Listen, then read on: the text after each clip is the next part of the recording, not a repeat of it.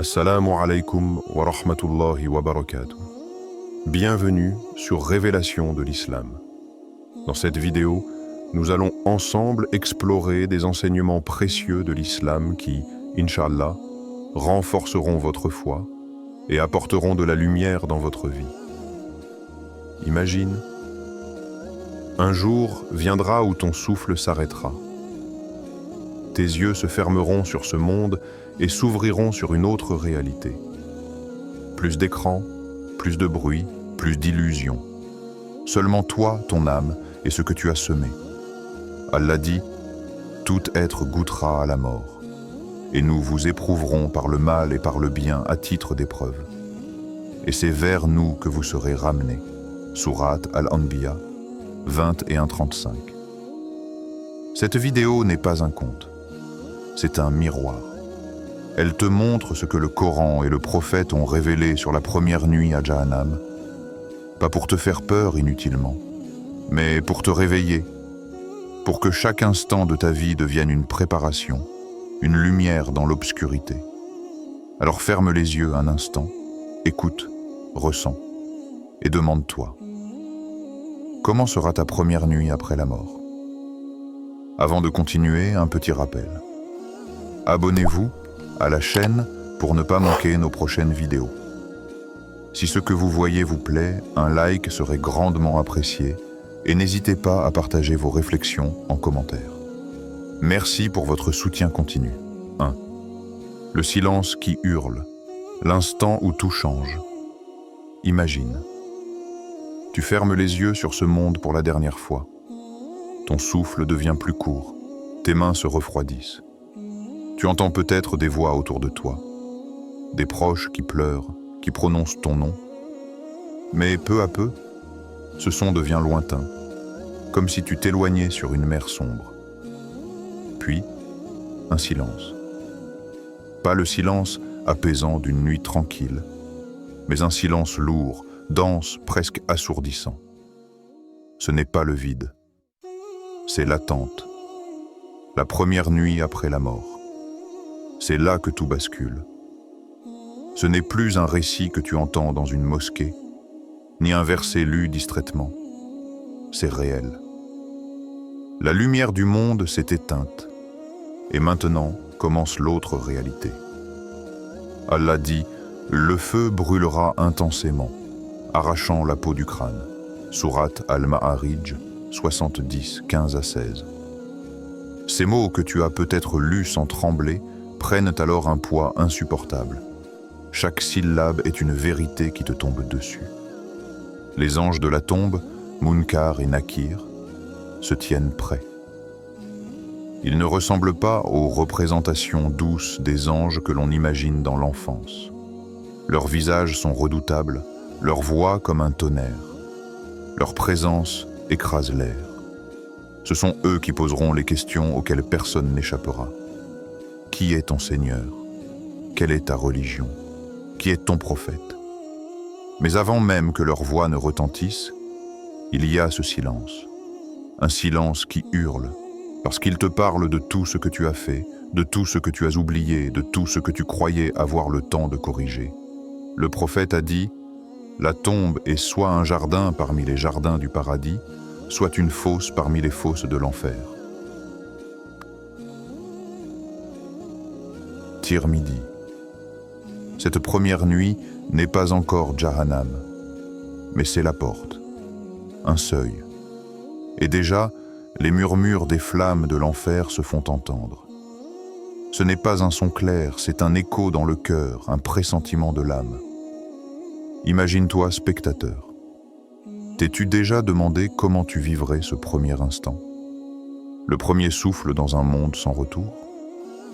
Quand plus aucun masque ne tient, quand tes secrets sont exposés, quand ta langue ne peut plus mentir et que ton cœur devient ton témoin. Le Coran décrit ce moment avec une précision glaçante, et l'agonie de la mort fera apparaître la vérité. Voilà ce dont tu t'écartais. Sourate Kaf 50-19. Ce n'est plus une croyance abstraite, c'est une scène vécue. Chaque cellule de ton être ressent que tu es désormais dans un endroit où les lois humaines n'existent plus. Dans ce silence, chaque souvenir revient. Les prières négligées, les gestes d'orgueil, les paroles injustes, mais aussi les larmes sincères. Les invocations faites la nuit, les aumônes discrètes. Tout est là, comme des lumières ou des ombres autour de toi. Ce que tu as semé dans ce monde devient ton décor dans la tombe. Un compagnon du prophète pleurait des heures en pensant à la tombe. On lui demanda « Pourquoi tant de larmes ?» Il répondit « Parce que je ne sais pas où je serai quand je quitterai ce monde. Dans un jardin ou dans une fosse. La première nuit après la mort est une révélation, une prise de conscience brutale. Les illusions de ce monde disparaissent comme une fumée dissipée par le vent. L'âme découvre la vérité qu'elle ignorait ou rejetait. C'est le moment où l'on comprend que la vie n'était pas un jeu, mais un test. Dans ce silence, les cœurs tremblent. Il ne reste plus que la vérité nue. L'âme comprend qu'elle n'est plus propriétaire de rien, ni de son corps, ni de ses richesses, ni de son nom. Elle n'a plus que ses actes, ses intentions et la miséricorde d'Allah. Alors, toi qui écoutes ces mots, as-tu déjà imaginé ta propre première nuit après la mort? As-tu pensé à la question que tu entendras de la bouche des anges? Est-ce que ton cœur bat plus fort en y pensant? Ce silence qui hurle est peut-être un appel, ici et maintenant, à préparer ta réponse, à purifier ton cœur, à te rapprocher de ton Seigneur avant que ce moment n'arrive. Car cette première nuit n'est pas seulement une terreur. Elle est aussi une vérité qui peut te sauver. Celui qui se prépare, qui se repent, qui se tourne vers Allah peut transformer ce silence lourd en une lumière douce. Un jardin de paix où les anges accueilleront l'âme en disant « N'ayez pas peur et ne soyez pas affligés, mais ayez la bonne nouvelle du paradis qui vous a été promis. » Sourate Fussilat 40 et 1:30. Dites dans la section de commentaires « Allah est grand ». 2. La descente. La première nuit à Jahannam. Puis vient le moment où l'âme est conduite. Il n'y a plus de retour en arrière. Le voile entre le monde visible et l'invisible est levé. Et ce que tu craignais, ou ce dont tu doutais, se dresse devant toi comme une montagne de réalité.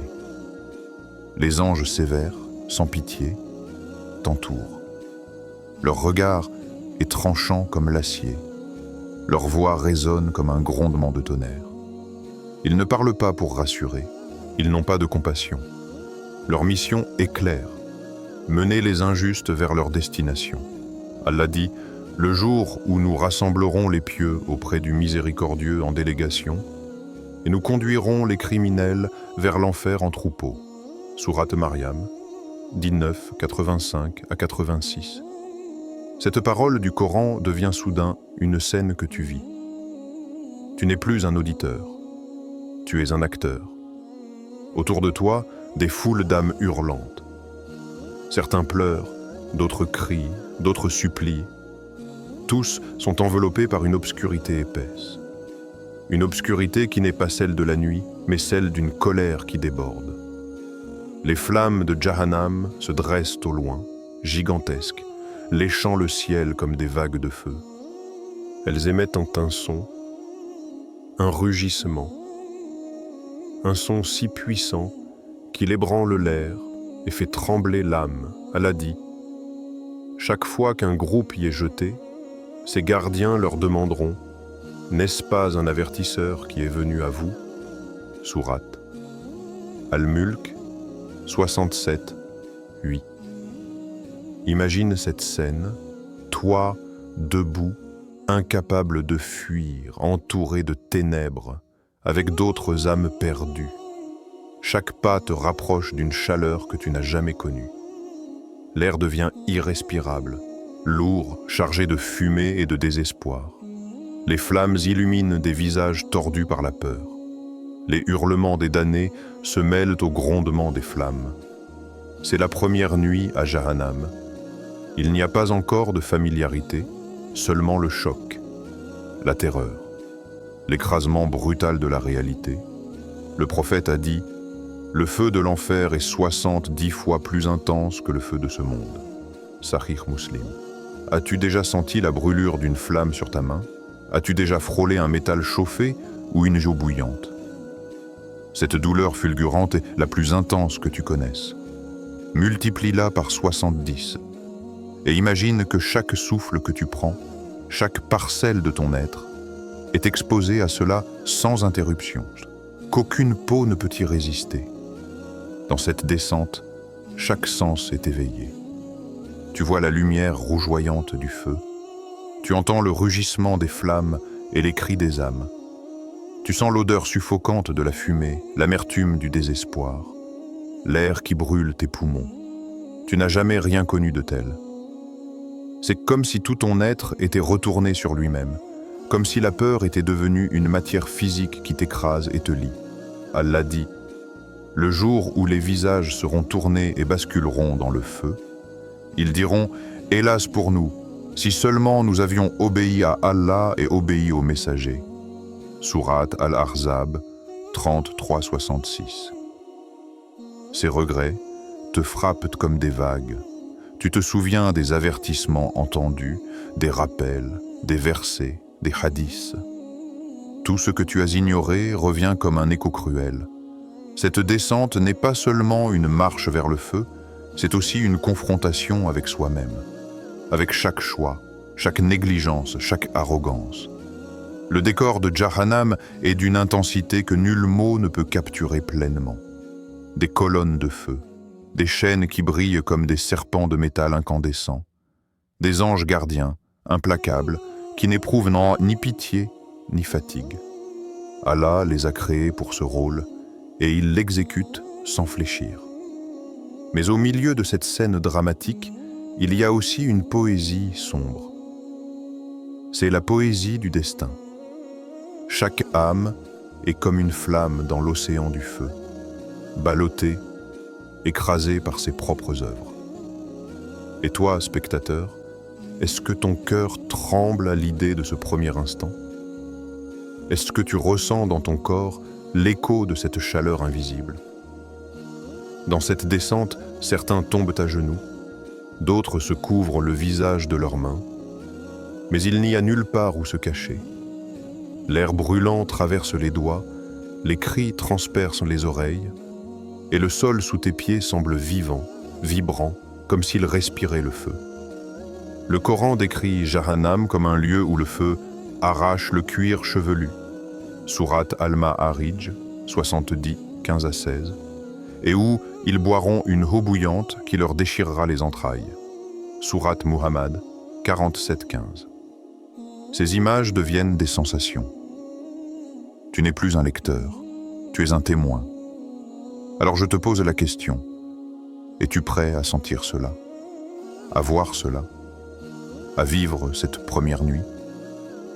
Ton cœur tremble-t-il à l'idée que chaque choix ici-bas est une marche vers l'une de deux destinations, un jardin de paix ou un océan de feu? Cette descente n'est pas encore le châtiment total. C'est la première rencontre, le choc, l'éveil, le moment où l'âme réalise que ce qu'Allah avait dit n'était pas une métaphore, mais la réalité la plus concrète. Et toi, spectateur, que fais-tu de cet avertissement aujourd'hui? 3. Les cris qui n'atteignent personne dans l'enfer, les cris sont constants, interminables, comme un océan de sons déchirés. Mais personne ne répond. Pas un écho de compassion, pas une main tendue. Le Coran déclare « Ils y pousseront des gémissements et n'y entendront rien d'autre ».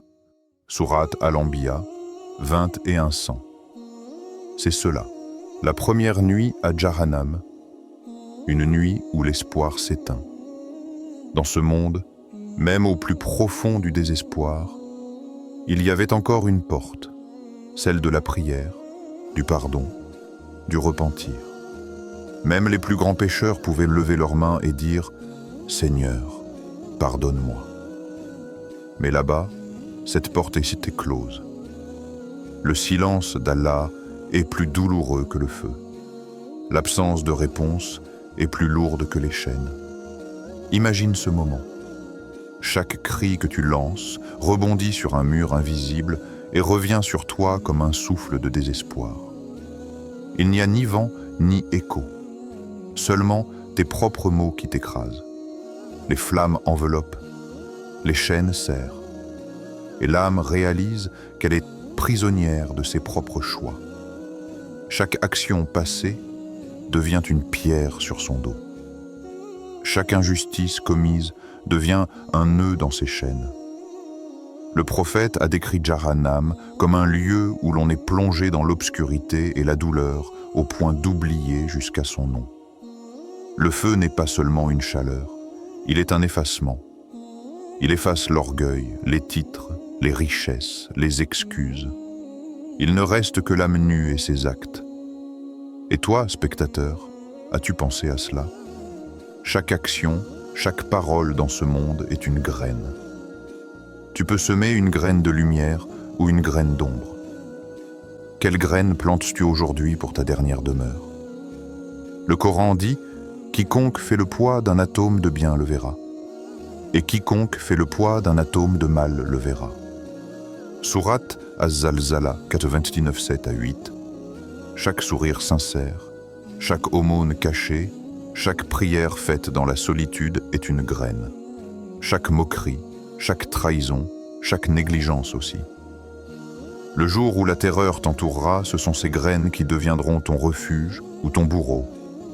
Une histoire raconte qu'un compagnon du prophète pleurait des heures en méditant sur l'enfer. On lui demanda « Pourquoi tant de larmes ?»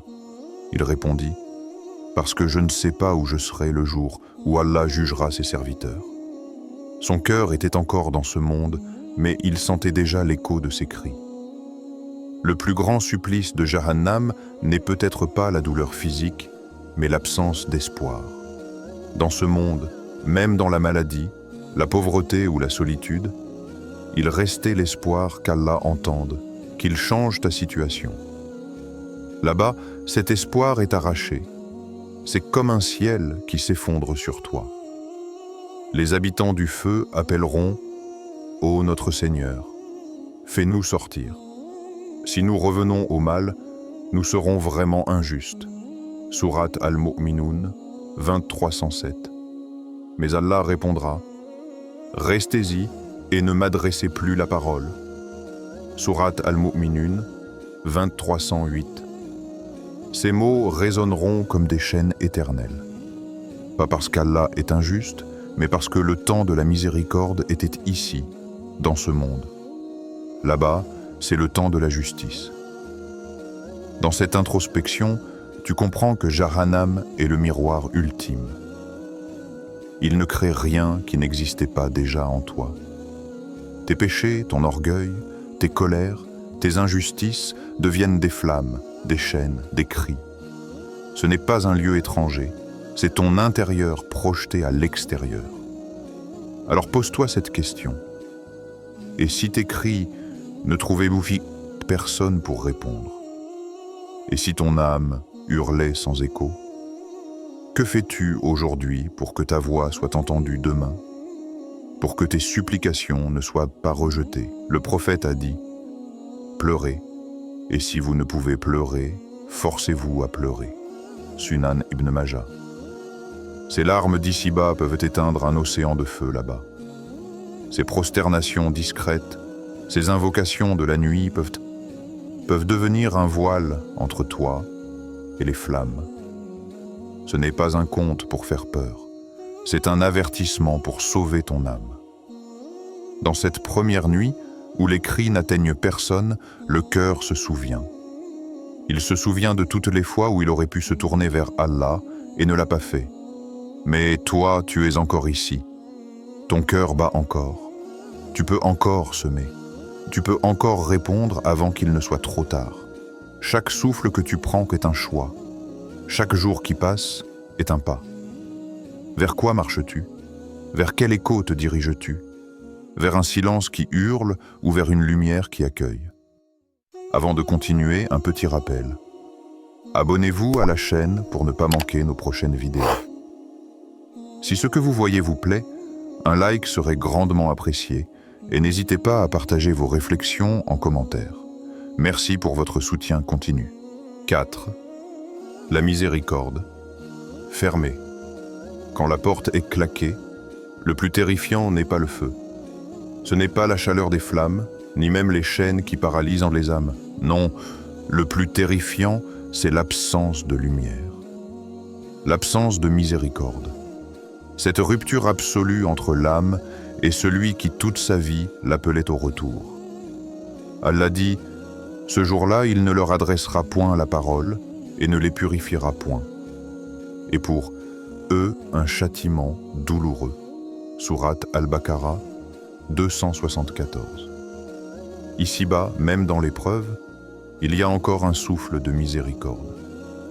Même au plus profond du péché, il existe un espace pour lever les mains, dire « Rabbik firli, Seigneur, pardonne-moi » et sentir une brise d'espérance. Mais dans l'enfer, la porte est fermée. Les anges ne répondent plus. Les invocations ne montent plus. La voix de l'âme se perd dans un écho glacé. Imagine ce silence, non pas celui de la paix, mais celui du rejet. L'âme appelle et il n'y a personne. Le prophète a dit « Allah tend sa main la nuit pour que le pécheur du jour se repente, et il tend sa main le jour pour que le pécheur de la nuit se repente, jusqu'à ce que le soleil se lève de son couchant. » Sahih Muslim. Mais là-bas, le soleil ne se lève plus. Le temps des invocations est terminé. L'appel du muezzin n'existe plus. Plus de Ramadan, plus de Laylatul Qadr, plus de Qur'an qui adoucit le cœur. Tout est clos. As-tu pensé à cela? Dans ce monde, chaque respiration est un signe de miséricorde. Chaque occasion de demander pardon est une preuve qu'Allah ne t'a pas oublié. Même lorsque tu te sens loin, même lorsque ton cœur est dur, il t'appelle encore. Mais si cette voix s'éteint, si ce lien est rompu, que reste-t-il? Allah dit encore, « Et n'attendez-vous donc qu'ils viennent à eux à l'ombre des nuages avec les anges et que le décret soit rendu » Sourate Al-Baqarah 2:210. Ce jour-là, il n'y a plus de retour. L'âme comprend que ce qu'elle redoutait vaguement est devenu réalité. Elle entend les portes de la miséricorde se fermer comme on claque une porte au visage d'un invité indigne. Un compagnon du prophète, Ibn Mas'ud, disait « Le croyant voit ses péchés comme une montagne prête à tomber sur lui, tandis que l'hypocrite voit ses péchés comme une mouche posée sur son nez. » Et toi, spectateur, comment vois-tu tes propres actions? Comme de simples poussières insignifiantes ou comme des poids qui pèsent sur ton âme? Chaque mot, chaque geste, chaque choix est une graine. Ici-bas, tu peux encore l'arracher, la brûler, la remplacer par une graine de lumière. Mais là-bas, il n'y a plus de jardinage. La récolte est terminée. L'image la plus vibrante est peut-être celle des portes du paradis. Allah dit « Les pieux seront conduits en groupe vers le paradis. Quand ils y parviendront, ces portes s'ouvriront. » Sourate Az-Zumar 39-73. Pour d'autres, c'est l'inverse. Les portes de l'enfer se ferment derrière eux. Plus de souffle, plus d'air, plus de lueur d'espérance. Ce n'est pas seulement la douleur physique, c'est la conscience aiguë d'avoir perdu ce qui était possible. Imagine-toi à ce moment. Tu tends la main, mais il n'y a rien à saisir. Tu appelles, mais il n'y a pas d'écho. Tu te rappelles que hier, tu pouvais encore faire une prière de 2 unités dans le secret de la nuit et sentir ton cœur se libérer. Là-bas, plus de secrets, plus de nuit, plus de libération. Seulement le poids de l'éternité. Pose-toi cette question maintenant, tant que tu as encore un souffle. Et si cette nuit était la tienne? Et si c'était ta dernière chance d'éviter cette réalité? Le prophète a dit, Le plus intelligent d'entre vous est celui qui se souvient le plus de la mort et se prépare pour ce qui vient après. Sunan Ibn Majah. Alors, es-tu prêt à faire partie de ceux dont Allah ouvrira les portes de sa miséricorde, ou de ceux qui verront ces portes se claquer? 5. L'éveil. L'appel à revenir avant qu'il ne soit trop tard. Le prophète a dit: préservez-vous du feu, ne serait-ce qu'avec une moitié de date en aumône. Sahih Bukhari et Muslim. Cette parole prophétique est un écho vibrant. Elle vient balayer les ténèbres des 4 sections précédentes et ouvre une lumière. Même un petit acte peut te sauver de cette première nuit. Même une larme sincère peut éteindre un océan de feu. Même un geste que tu considérais insignifiant peut devenir ton bouclier au moment où tout change. Allah, dans sa parole, n'a cessé d'appeler ses serviteurs avec tendresse et fermeté à la fois. Il dit: ô mes serviteurs qui avez commis des excès à votre propre détriment, ne désespérez pas de la miséricorde d'Allah. Certes, Allah pardonne tous les péchés. C'est lui le pardonneur, le très miséricordieux. Sourate Az-Zumar 39-53. Ce verset n'est pas une phrase lointaine. C'est une porte ouverte, une invitation, une main tendue. Il est encore temps. Tu es encore en vie, ton cœur bat encore. Tes mains peuvent encore se lever vers le ciel. Tes larmes peuvent encore couler. Tu peux encore dire « Rabbik Firli » et sentir la brise de sa miséricorde. As-tu remarqué que ce verset commence par « Ô mes serviteurs » ? Même lorsque tu te souilles de péché, Allah ne te retire pas ce titre. Il ne dit pas « Ô criminel » ou « Ô rebelle ». Il te dit « Mes serviteurs ». Il t'appelle à lui comme un père aimant appelle son enfant égaré. C'est la miséricorde avant le jugement. C'est l'amour avant la justice. Dans un autre hadith, le prophète dit: Allah se réjouit plus du repentir de son serviteur que l'un de vous qui retrouverait sa monture après l'avoir perdue dans le désert. Sahih Muslim. Imagine cette scène. Un homme dans le désert, seul, sans eau, sans vivre. Il a perdu sa monture, son chameau avec toute sa survie.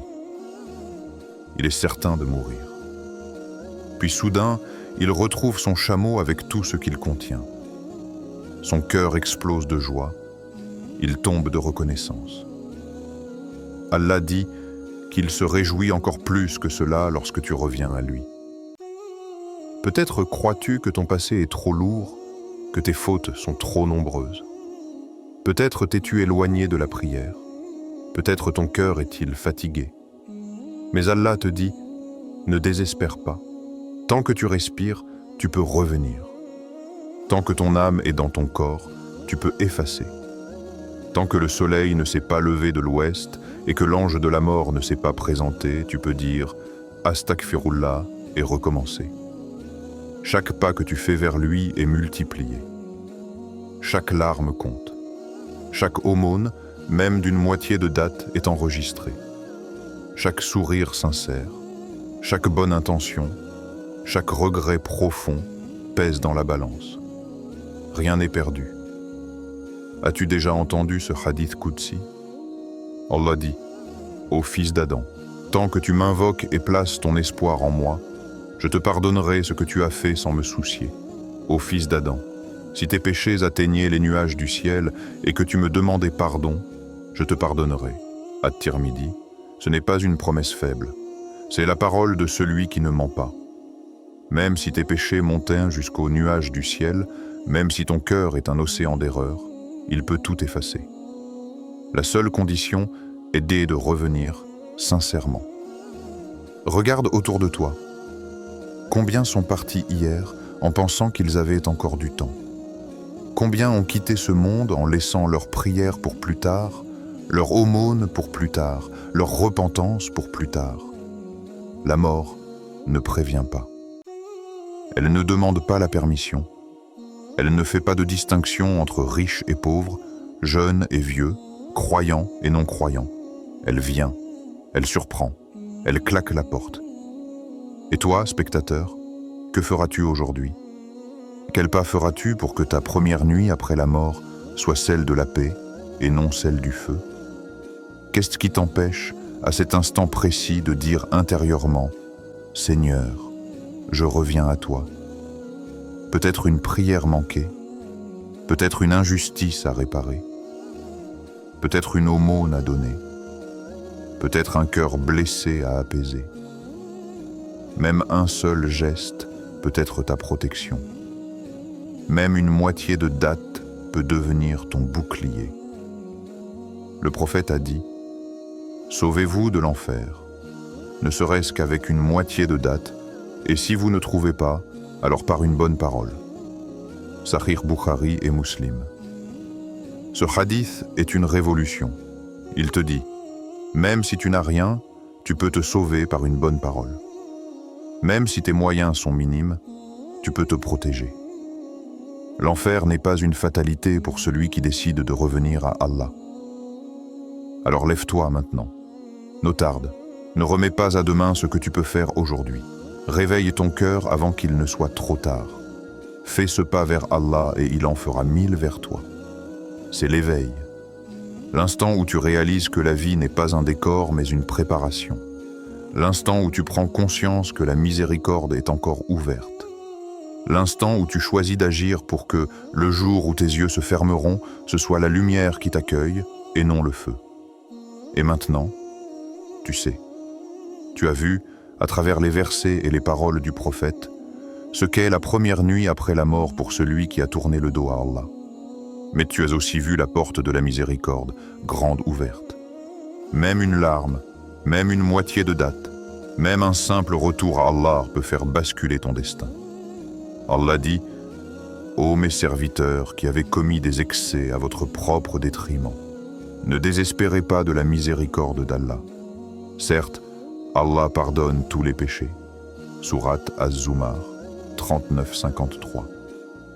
Cette vidéo n'est pas un verdict. C'est un appel.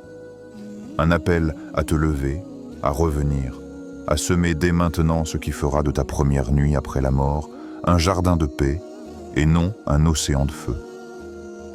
Alors, qu'attends-tu? Qu'attends-tu? Le moment, c'est maintenant. Le choix, c'est toi. La miséricorde d'Allah t'appelle avant que la porte ne se ferme. Avant de terminer, si cette vidéo vous a été utile et que vous souhaitez continuer à apprendre et grandir dans la foi, n'oubliez pas de vous abonner à Révélation de l'Islam et d'activer la cloche pour recevoir toutes nos nouvelles vidéos.